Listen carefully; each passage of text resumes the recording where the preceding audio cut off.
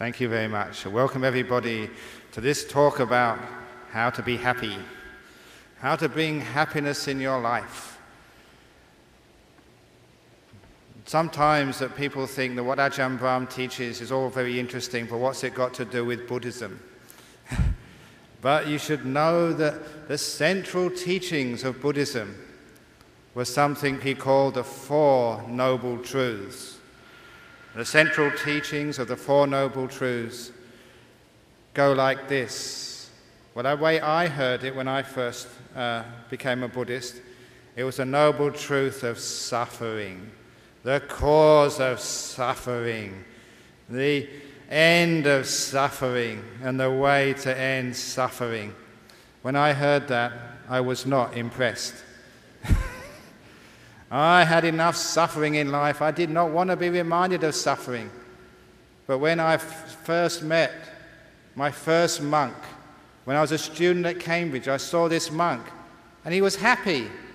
I thought, that monk doesn't understand Buddhism. Until after many years, when you looked at those teachings in greater depth, you realized those Four Noble Truths, the central teaching of all types of Buddhism, could be rearranged. And these days I do rearrange them. The first noble truth is called happiness.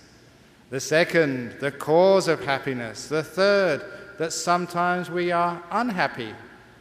And the fourth noble truth, why we're unhappy sometimes. Now, when you start to define and explain the Four Noble Truths that way, it's quite clear that the Buddhist path, as most religious paths should be, is all about teaching you about happiness and how to be happy. Otherwise, why would you come to any temple?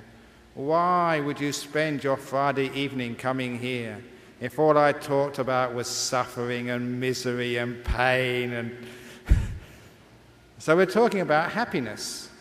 That's the central teaching of Buddhism.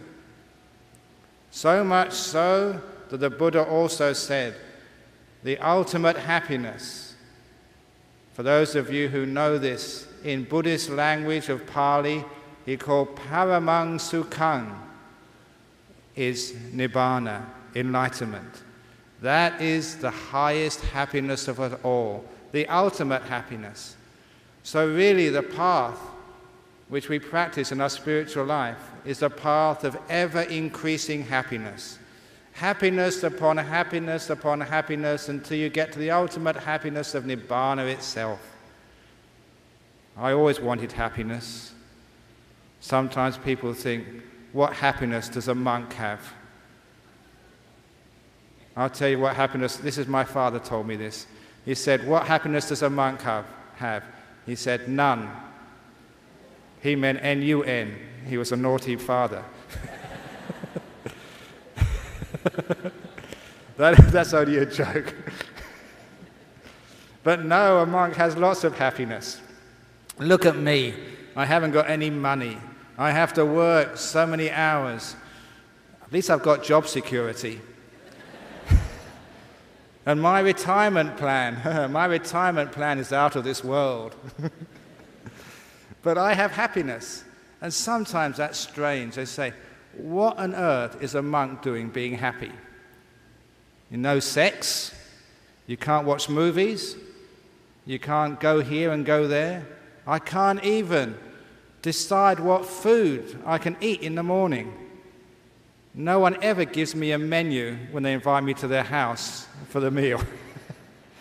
Whatever they give me, I have to eat it. And if I don't eat it, they get very upset. So whatever it is, they dump it in my bowl.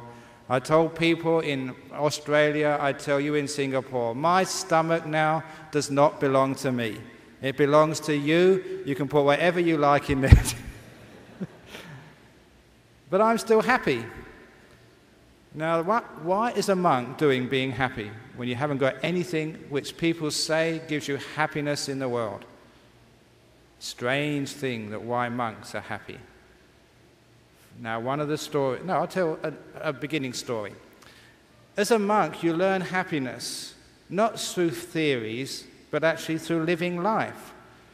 And we're taught as monks to be mindful, to be reflective, and to actually to see in our life what causes happiness and what causes unhappiness.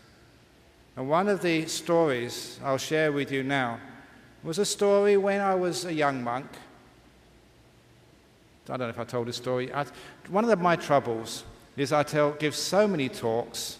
Even I've only been here 2 days, and I've already given about 4 or 5 talks or 6 talks. I don't know what I said in the last talk. Did I talk about the story of pushing wheelbarrows full of earth? No, okay, I must have given that at school or somewhere. Thank you for reminding me. Okay, now we're back when I was a young monk in the monasteries of Thailand. These were in the jungles, a long way from civilization. It was tough, it was hard. And even though I was from a privileged background in Cambridge, in England, now I had to work really hard. On this particular occasion, we were building the main hall in Ajahn, my teacher's monastery. Now, I know that this is a new hall here, and it's always built on a high place, because that's our tradition to build things on high places. So we had to build a hill out of earth. It was a monk-made hill. Fortunately, I wasn't there at that time. I visited afterwards. And when I visited, there was a lot of earth left over. So Ajahn Chah called all the monks together, maybe about 60 or 70 monks, and he said, move that earth. We only had one meal of the day, and it was very, very poor. But nevertheless, from about 9:30, maybe 10 o'clock, all day to about 10 o'clock in the evening, we'd shovel earth, put it in wheelbarrows, and move that wheelbarrow of earth down to the place where Ajahn Chah wanted. We took 3 hard days of labor, sweating, aching, being bitten by mosquitoes, but I had faith. I thought this was good karma, so I kept on pushing those wheelbarrows, but I must admit, when it was all over after 3 days, I was very happy. I thought, wow, we finished it. Tomorrow I can have a rest, I can meditate. That evening, Ajahn Chah thanked us all and announced the following day, now the work was done, he was visiting one of his other monasteries. The following morning, after breakfast, the monk in charge, the deputy monk, he brought all the monks together and said, I've been thinking, I don't think that's the right place for the earth. Let's move it round the corner. Now that was testing my faith. But I thought, no, I respect that monk too. I'm a Buddhist, I will let go, I will push those wheelbarrows. For another 3 days of hard work, toiling under the hot conditions of a Thai jungle, working so hard, enduring all those mosquito bites. After another 3 days, we'd finished. Now I was really happy, really relieved. We'd moved it and they were happy. But that night, Ajahn Chah came back. And yes, you guess what happened? He got all the monks together and he said, what did you put it there for? I told you to put it over here. Move it. Another 3 days of pushing wheelbarrows was in front of me. I didn't become a monk to push wheelbarrows. I didn't put on the yellow robes to be exploited like this. We monks should form a union. We should stand up for our rights. Because the senior monks, they didn't push any wheelbarrows, they were just telling us what to do. And so I got very upset. I got very angry. In fact, I started swearing in English. So the Thais couldn't understand. But they did understand, because they see my facial expressions. And one monk came up to me, and he gave me a teaching which helped me for so many years. He came up and told me this. He said, pushing the wheelbarrow is easy. Thinking about it is the hard part. Pushing the wheelbarrow is easy. Thinking about it is the hard part. How true that was. As soon as I stopped complaining, as soon as I stopped thinking about it and just pushed that wheelbarrow was lighter. And there was no suffering anymore. It was the thinking which caused me the suffering. Why me? This is unfair. Can't those monks decide what they're going to do? Why did I join a disorganized religion?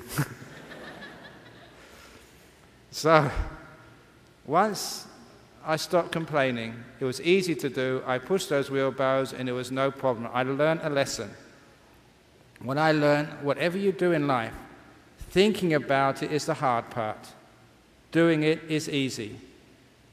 Whether it's giving a talk in public, whether it's going for an exam, whether it's whatever test you have in life, stop thinking about it so much. Just do it. And the talk this evening is sponsored by Nike.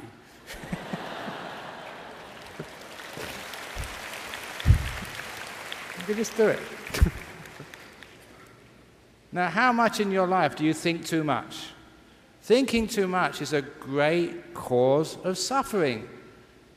There's so many things in life you just have to do, so stop complaining. But you know, they only work for a short time, because later on, I did complain even more about what it was like to be a young monk in Thailand. I was much thinner as a young monk than I am now. When they say that Buddhism is growing in the West, this is what they mean.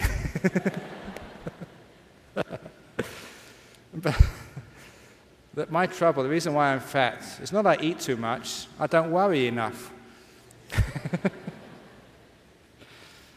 But no, when I was a young monk, I was so thin. And one of the reasons was, whenever we got any food, it was given to the senior monks first. They took their share and they passed it down the line of monks according to seniority. So by the time it came to me, there was only the remains left, what everyone else didn't want. I thought that was so unfair, because after all those senior monks, they were probably already enlightened. They didn't need nice food. It was me who needed the nice food. I could appreciate it. They wouldn't even appreciate it. Anything would be good for them. And all the senior monks, they'd have all these big cushions. And the junior monks, we had to sit on the hard concrete. And I thought, I was so thin and bony. I was the one who needed the cushions. Those fat monks, they had their own upholstery. And they made us work so hard. And they never did any work. They just sat around talking to people all day. Ooh, it was so unfair. So I complained. And one of the monks said to me, Ajahn Brahm, you've got what we call young monk suffering. When you become a senior monk, you will be fat, you'll have the choice of food, you'll have the biggest cushions. You will not have young monk suffering anymore. You'll have senior monk suffering. And sometimes I do that. I think, all those young monks, they don't have to fly all the way to Singapore. They don't have to give talks all day. They don't have to listen to people talking about their children, their marriage, their finances, and everything else. I became a monk to get rid of all that stuff. And that's called old monk suffering. Now the point is, you're not getting rid of suffering, are you? In my monastery, some years ago, 2 Thai girls came to see me. They were sisters. So they came for free counseling. You know the reason why monks are good counselors? Because we don't charge. We're cheap. Already that people gave some ang paos from my temple as I came in here. I told them if they don't like the talk, they can ask for the ang paos back. No. When I was doing this, these 2 ladies came to see me. The first one, her problem, they were both sisters, her problem, she was married, she had a husband, she was having a lot of suffering with her husband. He was giving her a very difficult time. She had husband suffering.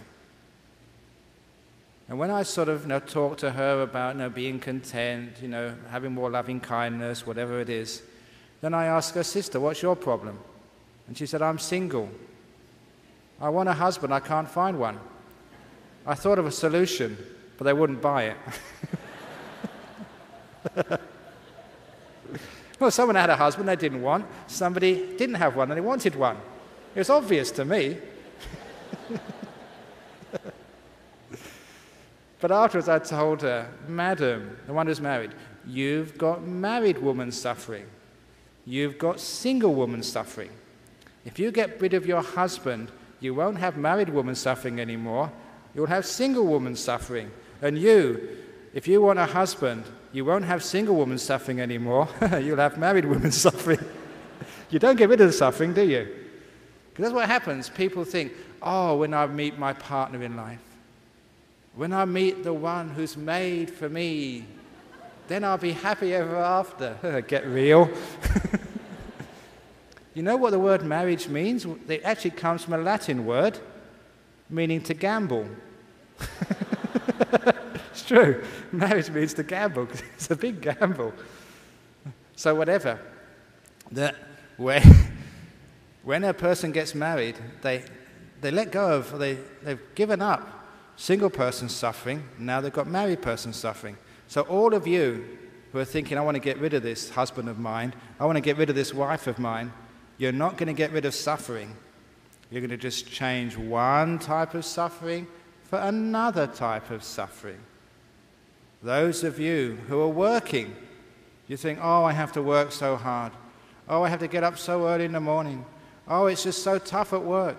I want to change my job. You don't get rid of suffering, you change this work suffering to another type of work suffering. And if you lose your job, you don't have workers suffering anymore. You have out-of-work suffering. It's the same when we grow up. Kids, they can't wait to grow up because they've got young people suffering. We think, why are they suffering for? Kids have so much fun. You forget, when you were young, you wanted to grow up because you had young people suffering. When you get to be a teenager, you don't have kids suffering anymore, you have teenage suffering. When you grow up to be an adult, you get adult suffering. You don't have teenage suffering or young people suffering anymore. And when you get old, you don't have middle-age suffering anymore, you have old-age suffering. People want to retire and they think, when I retire, then I'll be happy. This because when you retire, it's actually usually the old people go to temples and they go to churches. Look how many people go to temples and churches when they're old. You know why? Because they think, when I die and go to heaven, then I'll be happy. But when you go to heaven, you just get heaven suffering, that's all. You don't get rid of it. Imagine what it's like in heaven. When I was taught about heaven, it was like you eat ambrosia, and you have all these people playing harps all the time. After a while, that will really get up your nose. Harp music again, day after day after day. Ambrosia. Can't I have some noodles? Can't I have a Big Mac? Actually, this happened once. This man was in heaven, and he was having ambrosia. All the people were dressed in white. Even the girls, just white shawls with little rings on their head. The fashion hadn't changed for thousands of years. So he went up to complain. He said, look, why don't we have some proper music up here? I like rock music instead of this harp stuff. Can't we get a few electric guitars up here? He said, all this ambrosia, can't we have a menu? Can't we have some nice noodles from Singapore? Can't we have some nice vegetarian food from Europe? And also, I'm in heaven now, I'm supposed to be enjoying myself. Can't we have people a bit more fashion? And the angel said, look, I'm sorry, we can't do that. It's tradition. And at that time, he got a vision of hell. And down in hell, they had these great rock bands. He saw it down there in his vision. These really cool bands. And the women down there, they were all dressed in beautiful dresses from Milan, great hairstyles. All the men were in Gucci suits. And the food down there was like a 5-star restaurant. And he said, look, that's what they have in hell. Why can't we have better than that in heaven?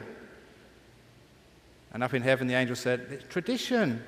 It's been like this all the time. We can't change it now. Thousands of years it's like this. And the man said, he complained, this is unfair. I want it like it's done. I want good food, good music, nice, beautiful women, and nice, beautiful men. I'm in heaven after all. And all the angel would say, look, if you like it that much, you can go down to hell. And he said, okay, I will. So he went down to hell. And he couldn't see any beautiful music or beautiful girls or wonderful food. These terrible demons with big fangs came along and put him in a big cauldron of boiling oil and started poking him with these forks. He said, hang on, what about my vision? In my vision, I saw these beautiful girls, I saw this great music and delicious food. What about my vision? And the demon said, oh, that vision, yes, that's our advertising campaign. Never believe your adverts. So, even in heaven you have heavenly suffering. The point is that in those sorts of worlds, sometimes we look and there's always some type of suffering in our life. When would you ever get happiness? We always think that when I become rich, then I'll be happy. As a poor person, you get poor person suffering. As a rich person, you have rich person suffering. You're not getting rid of suffering that way. But a few times in my life as a monk, when I stopped complaining, actually life wasn't so bad. A lot of times I realized that when I complain, it was my thinking was being negative. Too often in life we think in negative terms. That's one of the great reasons why we suffer. We are complainers. The Buddha called it the fault-finding mind. It's so easy to find fault with life, fault with your partner, fault with yourself, fault with anything.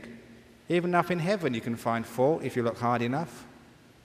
Now the point is that really being fair to life?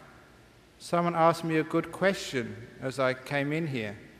They said, is it just right to be an optimist and think what a wonderful world this is and how great it is? Is that really being real and rational? Is that what happiness is, being in delusion and fantasy? I said, no, it's not. Well, then should I be a pessimist? Because I read in the newspapers all these tragedies, the war in Iraq, the terrible things which people do, sometimes children getting hurt and abused, cancers in our community, people dying young, all these tragedies in life. How can there be happiness when we have all these tragedies? And I told them the story, well, I should have told them the story. I wanted to expand upon what I said inside today. That very often we can look at the world and see just what's wrong. In brief, I told them the story of my brick wall. Many of you have heard that before, so I'm going to say it very, very brief. No, you want me to say it again? Okay. The story of my brick wall. I told you yesterday that when I became a monk, I had to work hard. When I first went to Australia, we only had very little support. The reason was because people didn't trust us. They didn't know who we were. Who were these guys in brown robes? Were we real monks or fake monks? So for the first year or two, the people looked at us to check us out, as you should do. As they were checking us out, we didn't get much support, but we needed a place to stay. So our monastery, the land which we bought, was empty of any buildings. We spent all our money just buying the land. We had nowhere to stay. My first place where I stayed in that monastery was a door on three bricks on every corner. And the door was bought from a salvage yard. Because I was a second monk, the abbot got the best door, the one which was flat. Mine had ribs on it. Also, the doorknob was in the middle of the door. They had to take the doorknob out, so I had a hole in the middle of my bed. I joked at least I didn't need to get out of bed to go to the toilet. But the wind would come up in the morning, would come up through that hole. I hardly slept. It was very, very tough those first few years as a monk. And we used to work so hard, many hours a day. I had to learn how to build. Yesterday I said about learning how to do plumbing. I also had to learn how to lay bricks. Laying bricks is not easy. You think all you have to do is put some mortar down, put a brick on top and make it level. But when you put the mortar down, you put the brick on top, there's always one end is higher than the others. So you have to tap that end down. That end goes down, another end goes up. So you have to tap that end down. Then it moves out of line. So you've got to tap it into line again. Then the first end goes up. It takes forever to get that brick straight. But one thing which I had, which all monks have, is patience. Doesn't matter how long it takes, I'm going to make sure that every brick is perfect. So, that's what I did. Every brick, I made sure, if it wasn't right, I'd take it off and start again. When I finished my first brick wall, I looked at it, and I was so disappointed. I was so shocked. I was so distressed. I'd missed 2 bricks. All the other ones were nice and level, but 2 bricks with this awful angle, and they spoiled the whole wall. I tried to take them out, but the cement was just so hard, they just would not come out. And so I talked to the other monk with me, and I said, can we buy some dynamite? Can I blow up that wall and start again? And he said, no. I wanted to destroy that wall because I'd made a mess of the first building project I did at that monastery. And I was so disappointed. And I saw it every day. Every day I went past that wall. I was so upset as I saw the 2 bad bricks and my mistakes. When visitors came, I always managed to take them somewhere else so they wouldn't see my mistakes, because your mistakes you're always embarrassed about. But one day, a visitor came. I was with them. They saw that wall. And what they said was, that's a beautiful wall. I said to them, are you crazy? Are you blind? Have you left your glasses in the car? Can't you see the 2 bad bricks? And they said, yes, I can see the 2 bad bricks, but I can also see the 998 good bricks as well. That hit me like a brick. I realized my mistake, not only in that wall, but in life as well. Just too often, all we see is our 2 mistakes, and you become blind to anything else other than what is wrong. That's what was happening to me. Every time I passed that wall, my eyes would just go to my faults, my mistakes. I could not see anything other than my 2 mistakes. Once they were pointed out, I realized for every 2 bad bricks, there was 998 good bricks. I realized in life, every time I saw a tragedy in life, every time I saw someone being abused or hurt, there were 998 times, or probably much more, when people were being kind and caring and beautiful and wonderful and loving and generous and inspiring. But why is it we only see the faults in life? This is a psychology of the mind, which once you understand this, why is it do we always dwell on faults and mistakes? And why is it we can never see beyond the mistakes and faults in life? Most people are actually pessimists. A pessimist is someone like myself in those 3 months who always sees the 2 bad bricks in life. The optimist is the person who only sees 998 good bricks. The realist is one who sees both. Yeah, there are mistakes in life, but there's a lot of beauty in life as well. Because I was a CEO of a monastery, a boss, because it was my concern to make sure that monastery was well maintained, the monks were looked after and trained, that everything was done well, because I was a manager. What does a manager do but look after the faults and the problems? It came to the point when I wasn't enjoying my monastery anymore, because every time I was there, some would say this monk had missed the chanting, this monk was not doing the right thing, the gutter was leaking, the wall needed painting. It was always a list of problems and faults. When I saw that, I decided that to change the way I lived in my monastery.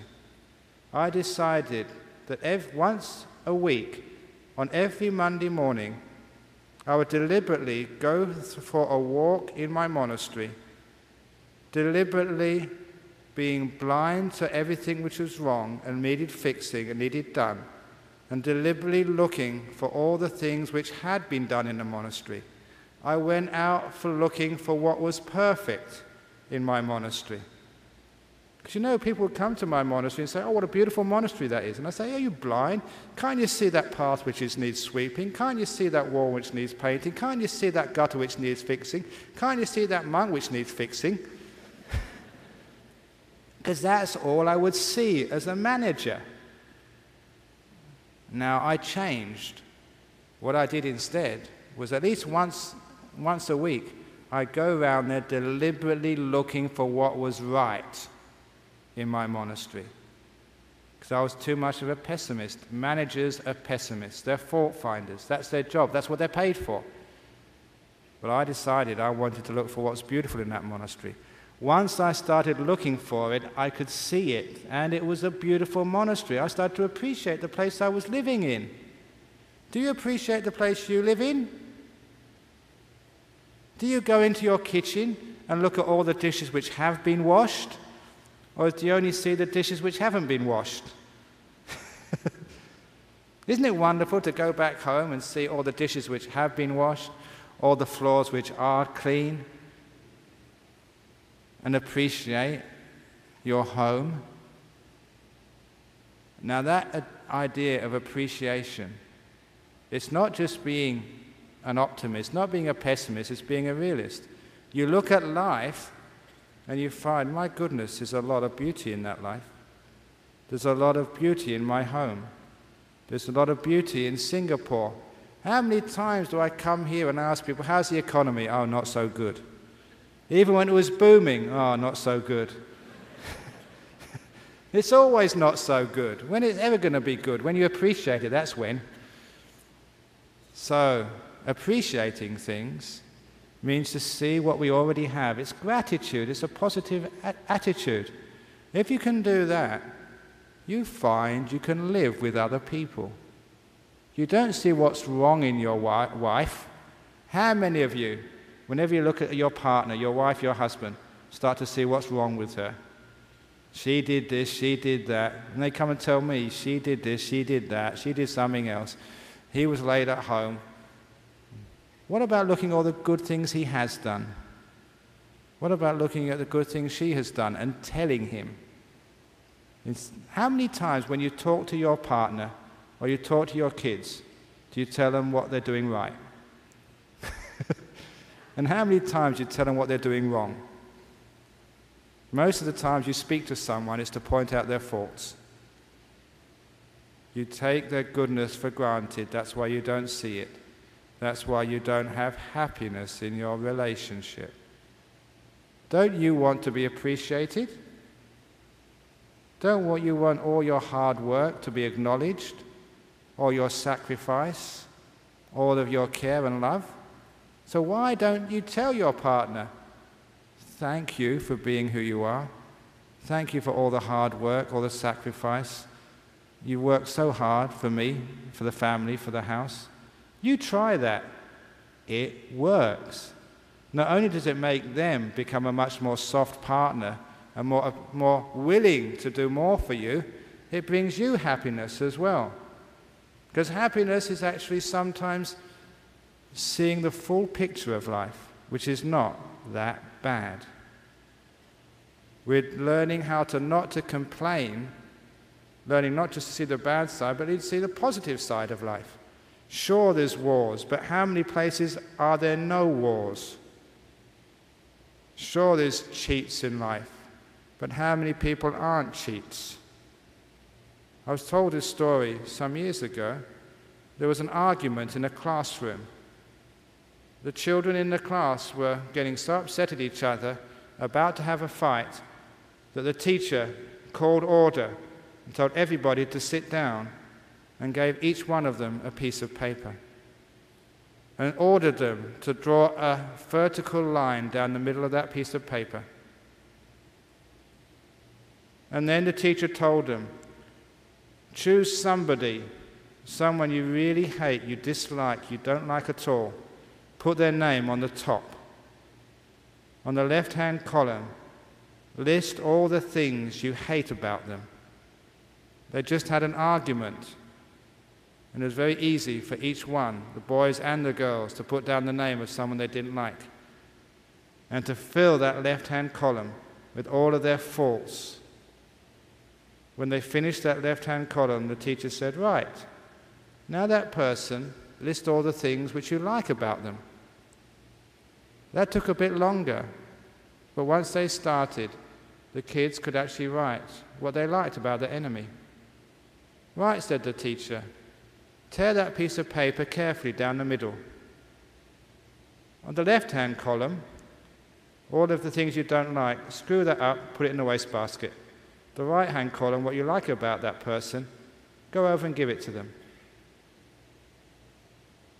It stopped the argument, but did more than that, because many, many years later, at a funeral of one of those children, he was a man who'd been in that class as a boy. At the funeral, the wife rose up to give a speech about her husband, to give a eulogy. She was telling about her husband and the things which meant so much to him in his life. And she brought out this tattered old piece of paper, the piece of paper which he got from one of his enemies at that time in his class when he was very young. And his wife said, this piece of paper my husband has been carrying around ever since he was a boy.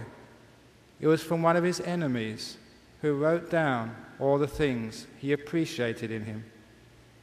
And she said, whenever my husband was upset or depressed, he'd always get this piece of paper out and read it. And that would always give him hope. It always eased the pain of his life. It meant so much to him to be appreciated even by an enemy.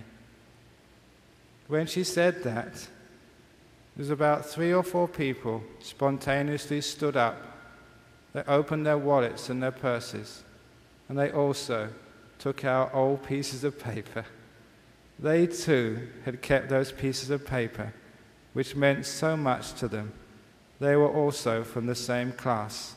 They'd come to the funeral to say goodbye to a friend, and the wife had pointed out something which they had kept secret, and now they acknowledged that praise they got from their enemies had kept them going through so many tens of years. A little bit of praise creates a lot of happiness. All it's doing there is focusing on the positive side of life. Why do people complain so much?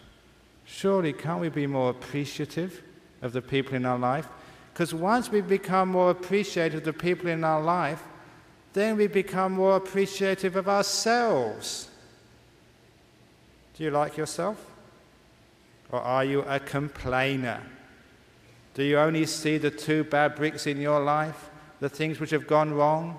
Or can't you see those other things which are beautiful? Anyone who has a cancer, is that all you see? The disease which is in your body? Can't you see more than those 2 bad bricks? There's more to life than a disease. Cancer is only a word.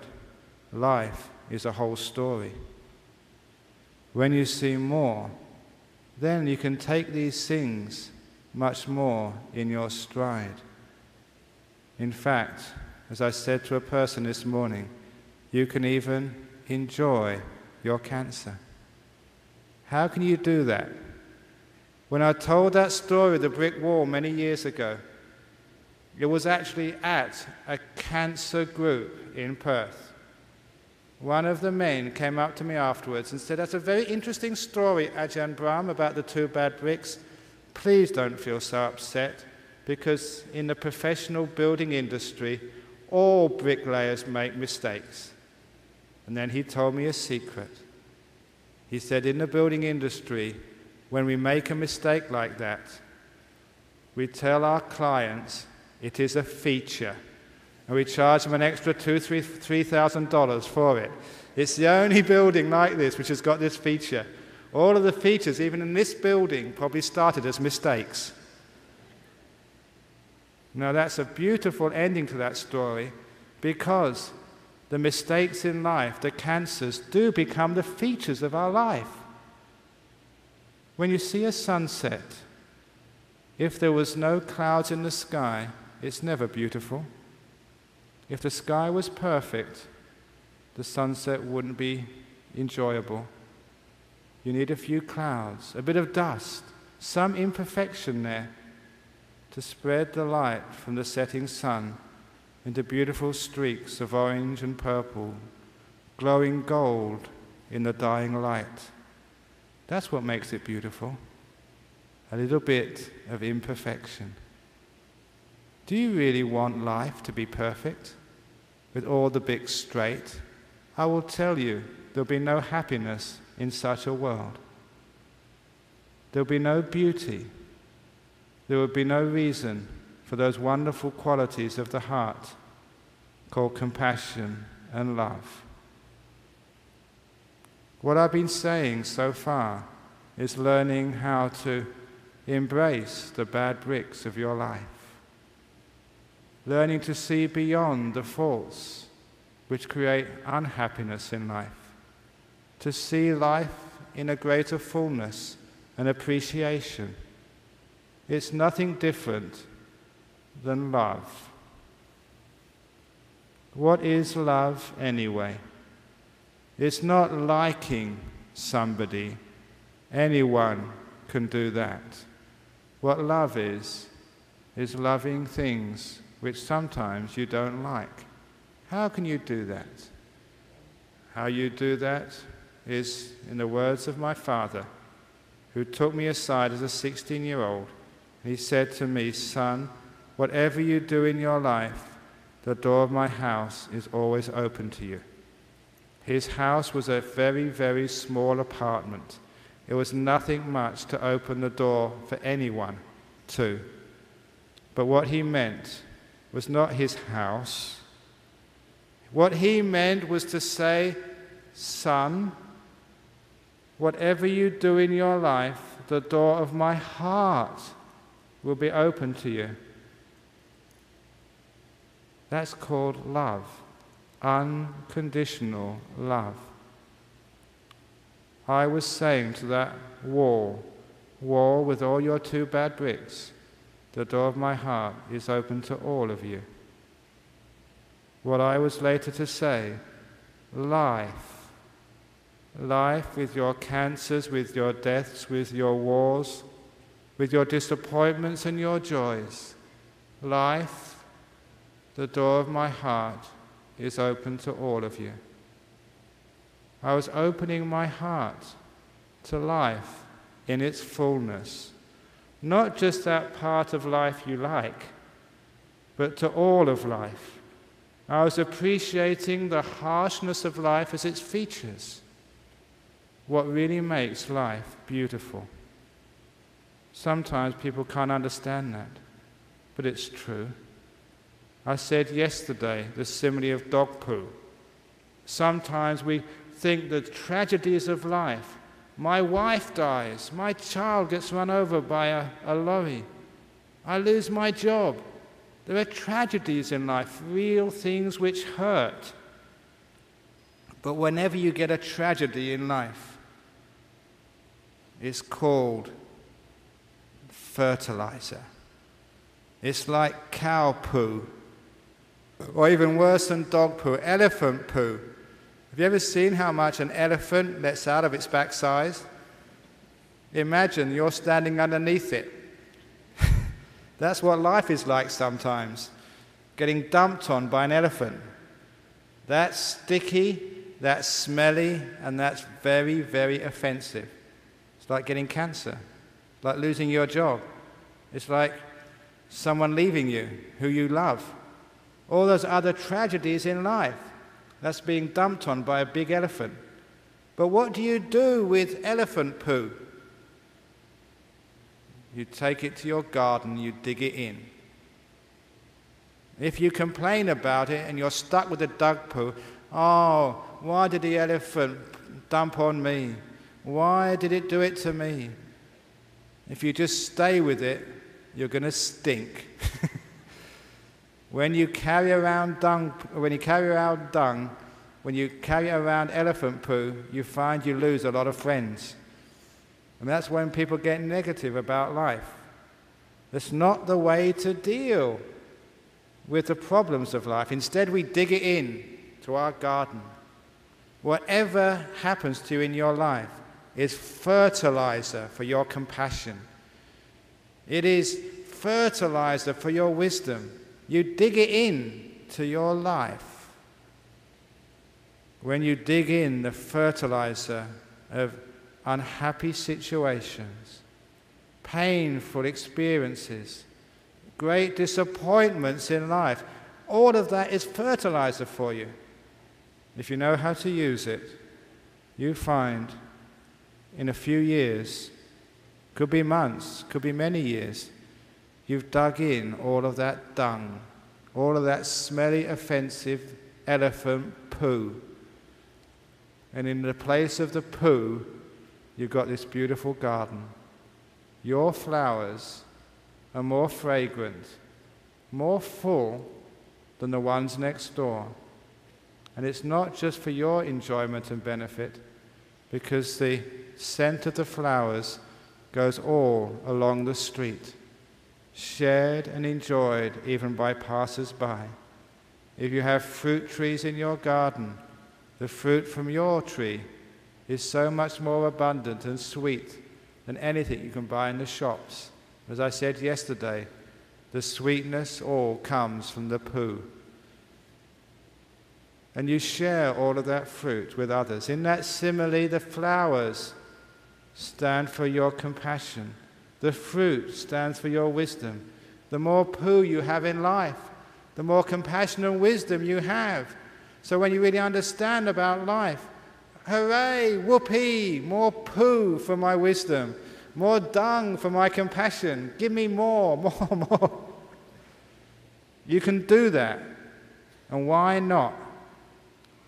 If you have the disappointment, you lose your job, or your wife leaves you, you fail in your exams at university or school, you get a cancer, the person you love most in life dies, what are you going to do about that? Don't carry around the poo in life. There's too many people doing that, and it smells. Dig it into your garden. You can grow so much wisdom and compassion. And I mean that. If you've really been through it, if you've been through a divorce, if you have lost your job, if you know what depression is like, if you've gone through a cancer, you are the one who can put your arms around somebody else and say, I know. You're the one who can really help. Some years ago, I was teaching in prison. I love teaching in prisons. It's a strange thing that in prisons, you find the most honest people in the world. In real life, people will never tell you the truth. They will deceive you sometimes. They will say one thing, they're not really being honest and open. But when you go to prison, in Australia anyway, everyone, as they say, straight up, straight down, they tell you how they feel, and they will not put on a face. It's a place of surprising honesty in a jail. When I went to this one jail, just before teaching the meditation, two of the prisoners, I always remember one of the prisoners' name, he was Nick. He said, come over here, Brahm, come over here, I want to show you something. What had happened, that Nick and this other man were in jail for importing drugs into Australia. They got involved in drugs when they were young. To make money for their habit, they'd imported drugs. They were caught, they were sent to jail. At a nearby school, a teacher was trying to help the children not get into such a problem with drugs anymore. She wanted to do a session of warning her children of the dangers of drugs. She talked to her headmaster, and they thought that maybe they'd get some professor from the university or some expert from the government. And they realized they could find a much better expert than those. They rang up this prison and they invited 2 prisoners to come to their school and teach the children what drugs really mean. What better experts can there be than those who have actually played that dangerous game, got caught, and suffered the consequences of their actions? I really praise that school for having the courage and the guts to invite prisoners to teach their 10 or 11-year-old children. Those prisoners went there. They taught from the heart. It wasn't theory. They'd been there. They'd done that. They'd suffered. They had that done, and they knew how smelly it was. So when they taught these 10 or 11-year-olds, the 10 and 11-year-olds were listening because they had the experts, the ex-drug addicts, who told them what happens when you start playing around with those things. Not only was it a marvelous thing for those children, Nick said, come over here, a few days later when I visited the jail. The following morning, the teacher, appreciating that Nick and his friend coming to teach her kids, said, let's send some cards to Nick and his friend. These 10 and 11-year-olds in their art class have made these little cards saying, Nick, we hope you get out of jail soon. Nick, we wanted to put a file in the cake we're sending to you, but teacher wouldn't let us. Nick, please come and visit us when you are released. Nick, we hope it's not so bad in jail for you. All these little cards of kindness from these children. And when Nick took me over to these cards, which were displayed on the wall of the prison school, he burst out crying. This hard drug dealer and addict just wept. It's wonderful seeing a man cry like that. He wept because now he had the chance to help. He knew what it was like. He felt he wanted to stop other people going the same road he'd gone to. Now he had the chance. And my goodness, he was good at it. I'm sure that those children probably never went near drugs after Nick and his friend gave them a realistic description of what it's like from the heart. What a wonderful thing that was. But only they could teach like that because they knew what they were talking about. Sometimes the suffering and pain in life enables us to really have compassion and wisdom for others. So when those things happen to you, if they do in life, don't just think 2 bad bricks, something we need to destroy in our life. These are your features, things which can make you a beautiful, wonderful, compassionate, wise person. After a while, the suffering in your life becomes happiness. It's what makes you wise, compassion, and happiness. So we don't just go around complaining about life. We get in there and dig it in and make something out of it. We become happy people. I have a very hard life as a monk, but I turn it to my advantage. And I create happiness no matter what I have to do. Do you like going to the dentist? I love going to the dentist. They've got the most comfortable chairs you could ever find, especially for a monk. Or I can lie down there for hours and hours. You can do it with my teeth. I'm just enjoying lying in your nice, comfortable chairs. You can always find something positive to enjoy if we don't just look about, what happens in the drill going into our mouth. We think too much. I never mentioned this before yesterday, but fear is thinking too much. I'm going over time here, but I can't resist telling this story of one of the people staying in our monastery has very bad teeth.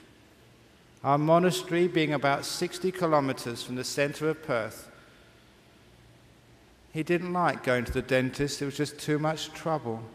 But he managed to find one dentist who would take out his teeth without anesthetic. He didn't like using the anesthetic. And he found one dentist. He became famous amongst all the dentists in Perth. This was one of the people in my monastery who could have his teeth taken out without anesthetic. Could you do that? He did one better. Because one day he decided it's too far to go 60 kilometers to have his tooth taken out. He decided to take it out himself. He took out his own tooth. We saw it. He was by the workshop with a pair of pliers, with a bloody tooth in the grip of the pliers.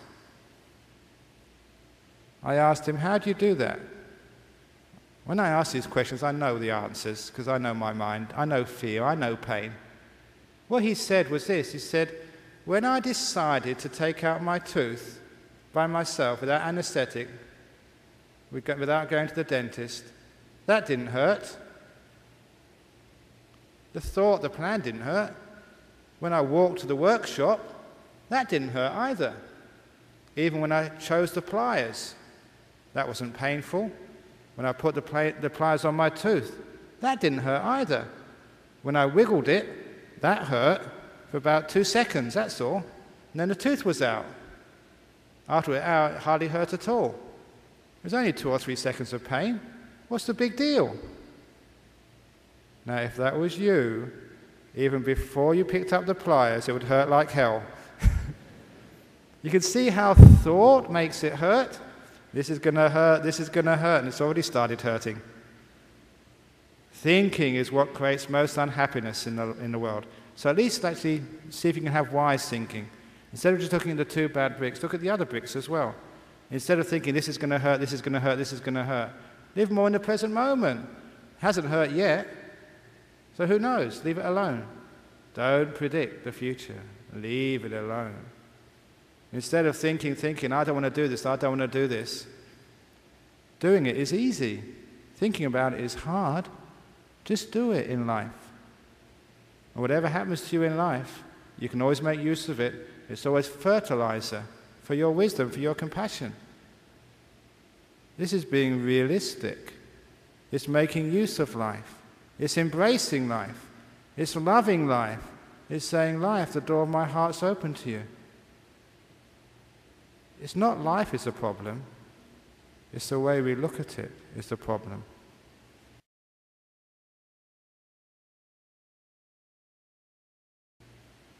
I'll finish with one story. Again, a prison tale, which I love telling as well. At this time, I was already abbot, so busy, come to Singapore and other places. One of the other monks had to go to jail in my place. One day, after giving the talk in jail, the prisoners invited the monk for tea. He stayed a bit longer and drank tea with the prisoners in this high-security jail. And the prisoners started asking him, what's it like being a monk in your monastery? What do you do? And so he told him, we get up 4 o'clock in the morning. 4 o'clock in the morning, they said. Even in prison, we don't have to get up till 6. Can you have a cup of tea? He said, no tea. You have to meditate on the cold, hard floor until maybe about 6:30. Sometimes you get a breakfast, sometimes you don't. They don't even feed you a breakfast sometimes. No, sometimes not. Then what do? Then you have to work really hard for 2 or 3 hours. And then you have one meal, all in the same bowl. Everything gets mixed up. The ice cream goes on the curry. The custard goes on a spaghetti. What? They don't even give you separate plates? There's no choice? What happens next? Can you watch the TV? No TV. Music? No music. Sex? Oh, certainly no sex. Can't you even watch a movie? No, it's just meditating all afternoon. What about sport? No sport either. What time do you go to bed? 10 o'clock, 11 o'clock, that's all. Do you have nice beds? No, sleep on the floor.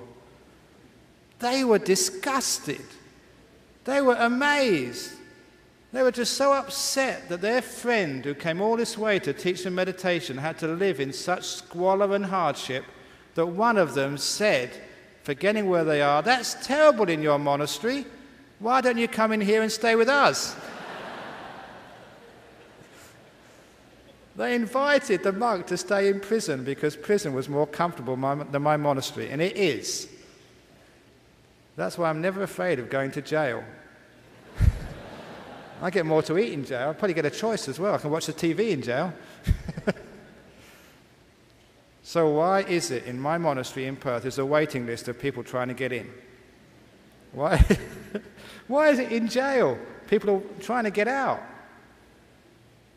Fascinating question, isn't it? Why do people love coming to visit and stay in my monastery? And why do people, even though the jail is so comfortable, want to escape? The reason is that being in prison, it doesn't depend upon how comfortable or uncomfortable it is. Any place you don't want to be is your prison. If you're in a relationship you hate, you feel like you're in prison. If you're in a job where you really don't like it, your job is a prison. If you're in a body which is hurting or sick with cancer and you don't want to be there, it becomes a prison for you. If you're in a body which is disabled and you don't want to be there, your body becomes a prison. If you're in a situation, a life situation which you hate, you've had a tragedy and you don't want it, your life becomes your prison. It doesn't matter what you're experiencing in life. Whenever you don't want to be there, then you're in jail. In a monastery, it's uncomfortable, it's harsh, it's austere. If you want to be there, you feel free. If you want to escape from prisons of life, be content with your partner, then you'll feel free. Be happy to be in your job, then your job is not a prison for you anymore. Even if you can be content with your cancer, you're free. This is fertilizer for my wisdom, my compassion. Thank you for visiting me. The door of my heart's open. Come in. If you can be content to live with the tragedy of your life, then you are free. You don't need to change life, just the way you look at it. That's all. It means you can be free anywhere, even in a sick body, even without a job, even without a partner in life, even when you have no money. If you're content to be there, then you are free. Doesn't matter how austere a monastery is, you are free when you're happy to be there. That is the secret of freedom. That was the prisons of life. Any place you don't want to be, that's your prison. You don't need to change the prison. Just change the way you look at it, and your prison becomes your freedom. Nelson Mandela did that, 27 years in jail. Other people do that. I do that in my monastery. I don't know what I'm doing tomorrow. Somebody comes up and said, Ajahn Brahm, get in the car, you're going to give a talk at Manjushri School. They say, Ajahn Brahm, get in the car, you're going to give a talk on the radio. Ajahn Brahm, get in the car, you can go home now and have a rest. I just do what I'm told, that's all. That's why I feel free. I'm content no matter whatever happens. What about money? Have you got enough money? I'll finish off with telling you how to be rich. Do you want to be rich? This is how to do it. When I was a young monk, I was not allowed to have any money whatsoever. That's why those people who give ang paos, I don't receive it myself. Someone receives it for me and it goes to my monastery. It builds my monastery, my monk factory. But I don't get anything out of that whatsoever at all. Even my robes, you see the robes? Even though I'm a famous monk now, I don't wear lame robes. My robes are not made by Gucci.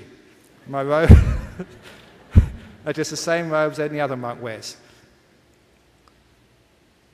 But now and again, there is an allowance in the monk's rules of discipline.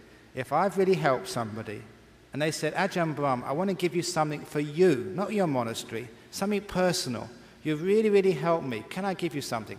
What you can do, you can say, Ajahn Brahm, this is actually what happened in Thailand many years ago. I'd helped someone, they said, look, I really want to get something for you. I've got 100 baht here. Now 100 baht was like Thai currency, worth only about $5. 100 baht here. What do you want for 100 baht? What can I get you for that amount of money? Usually they actually say the amount of money so you know exactly what you're doing. And at the time, I was quite happy. I didn't want anything. And I said, actually, I can't think at the moment. I said, can you come back tomorrow and I'll let you know? So they said, yeah, actually, I'm coming back to the temple tomorrow. You think about it. I have 100 baht here because you really helped me. Let me know what you want for 100 baht. So I went back to my room and I started thinking, what do I need for 100 baht? And I started thinking of one thing, and then another thing, and then another thing. In about 10 minutes, 100 baht was not enough. And I tried to take some of those things off my list, but they were really important. And I just couldn't take them off the list. In another 5 minutes, even 1,000 baht wasn't enough. And these were really essential items, things I really, really needed. And I realized what was going on. When you had some money, it was never enough. And so I actually screwed up that piece of paper. I threw it in the bin. When he came the following morning, he said, never do that to me again. Before you told me that, I was so content and happy.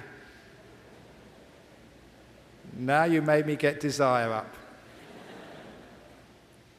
As a monk, I want for nothing. I want for nothing. Nothing is what I want. If you want nothing, then you're someone who wants for nothing. Then you're at peace, then you're content. It really taught me about how to be rich.